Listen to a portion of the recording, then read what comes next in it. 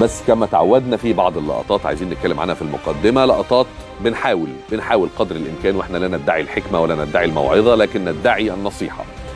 بنحاول إن إحنا نصلح بعض الممارسات السلبية اللي موجودة، بنلقي الضوء عليها علشان أصحابها لو كانوا بحسن نية بيرتكبوها يحاولوا يغيروها، لو بسوء نية وتمادوا فيها يبقى عارفين إن في إغراض وقصد في تخريب البلد. في نقطة صغيرة عايز أبدأ بيها ومش عايز أطول فيها كتير، علشان أنا الحقيقة دايما والله بلاقي حرج إن أنا أتكلم عن الإعلام والممارسات الإعلامية. يعني يمكن ضيوفي ممكن يبقى عندهم هذه الفسحة وهذه الأريحية إن هم يتكلموا وينتقدوا الإعلام، طبيعي. لكن بما إني واحد من الوسط الإعلامي، طبيعي إن أنا ما أتكلمش عن أداء زملائي أو أداء القنوات الفضائية الأخرى كثيرا. لكن أنا بعتبر إنه الغلط غلط أيا كان فاعله، والصح صح أيا كان فاعله. فإحنا مش معصومين من الخطأ كإعلام، وبعض الممارسات الخاطئة اللي بنعملها بتأثر، لأن إحنا مؤثرين جدا في الرأي العام، مش إحنا كتامر، إحنا كإعلام. الإعلام التلفزيوني بالذات وبرامج التوك شو والبرامج الجماهيرية مؤثرة جدا، فلازم نبقى عارفين إن دي مسؤولية، ومش أي حاجة بتجيب نجاح نعملها حتى ولو كانت ضارة. أنا كلمتين هنا هقولهم، وهذه المرة مش هقول أسماء علشان ما يبانش إن في حساسية أو إن أنا بنتقد أشخاص بعينهم فتبقى ملاسنة أو تبقى خناقة شخصية بيني وبين الشخص اللي بذكر اسمه. أنا هتكلم عن ظاهرة منتشرة في معظم البرامج دلوقتي، أتمنى أنها تتوقف، لأنها انتشرت جدا في الأسبوعين 3 الأخرانيين، وبقت ظاهرة وبتستشري وبقت عدوى. الناس بتقلد، طالما بيقول لك دي حلقة سمعت أعمل زيهم كتير. أنا بتكلم عن إعلام الدجل والشعوذة، إعلام الخرافات اللي بقى منتشر، وكأننا دولة عندها إعلام من 3000 سنة، اللي هي الناس لسه بتتكلم عن الدجل والبرق والكابتشينة وفتح مش عارف إيه. برامج تلفزيونية قائمة على إعلام الجن والعفاريت.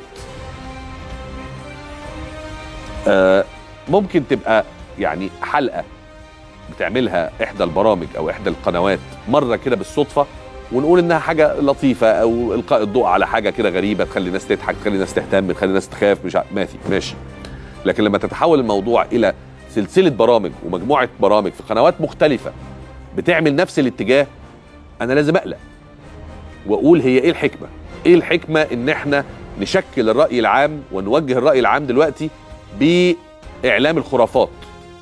انا اسف، ما ينفعش اسميها اعلام الخرافات، بثقافة الخرافات، لأن الإعلام ما ينفعش يبقى إعلام خرافات. الإعلام إعلام حقائق، إعلام تنوير، إعلام بنى، إعلام اللي إحنا عارفينه. لكن إيه الفكرة في حقن المجتمع بثقافة الخرافة وثقافة الدجل وثقافة الخوف وثقافة الغيبيات وثقافة المعميات؟ هل ده مقصود؟ أنا في اعتقادي الشخصي إن ربما دلوقتي مش مقصود. هي عارفين فكرة الموضة؟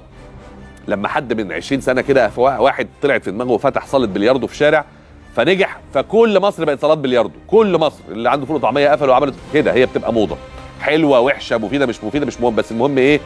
انا ماشي مع القطيع، انا ماشي مع الكل. هذه النوعية من البرامج في منتهى الخطورة، في منتهى الخطورة، لانها انا في رأيي ما تختلفش كتير عن المخدرات. ما هو زي المخدرات، ما هي بتغيب العقل. إعلام الجن والخرافات والشعوذة والدجل والعفاريت أيضا بيغيب العقل وبيغيب العلم. لما أنا دماغي تبقى مركونة بقى في فكرة إنه العفاريت دي عملت إيه، ومين لبسه إيه، ومين خلعه إيه، ومين عايش على إيه، ومين قرينه فين، ومين مش عارف إيه، ومين اللي بيولع لي البيت كل يومين، ومين اللي بيهاجم على إيه، وكلام كتير بقى كتير مش عارف أقوله يعني عشان حياء من حضراتكم. يبقى أنا هنا بوجه المجتمع ناحية اللالة واسيب العلم، وبحى صوتنا واحنا بنقول الناس كلها اتقدمت بالعلم وتعلموا، والعلم هو اساليب التغير. واحنا كاعلام اللي المفروض نبقى اول ناس بتحض على العلم والمعرفه والحقيقه، نقول للناس خلوا بالكم بقى من القرين وعيشوا مش عارف ايه، ولو حد حس حاجه غريبه يروح لشيخ عشان يفك له البتاع، ولا يروح لدجال عشان يعمل له حجاب، ولا حاجه حقيقه في منتهى الغرابه. حلقات عن البيوت اللي بتولع لوحدها، والناس اللي مش عارف ايه، والست اللي بيغتصبها عفريت، والست اللي بيعمل لها مش عارف ايه.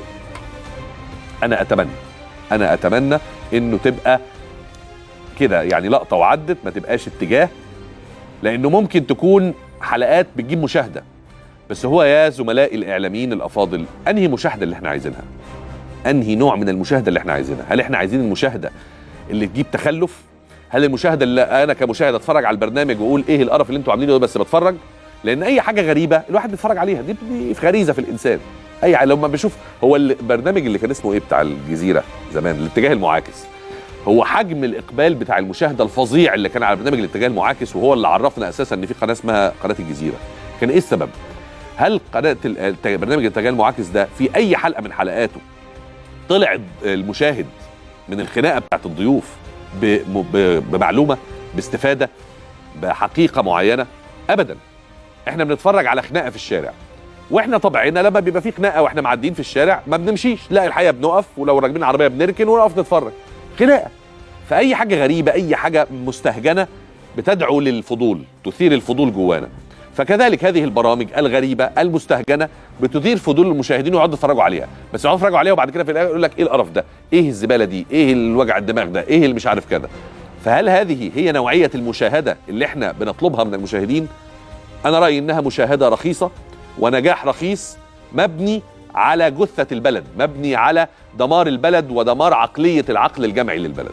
فرجاء خلونا نبتعد عن اعلام الجن والعفاريت ونعود الى اعلام البشر، اعلام البني ادمين، اعلان الناس، اعلان بني ادم الذي ميزه ربه عن باقي وسائر الكائنات بشيء واحد اسمه العقل.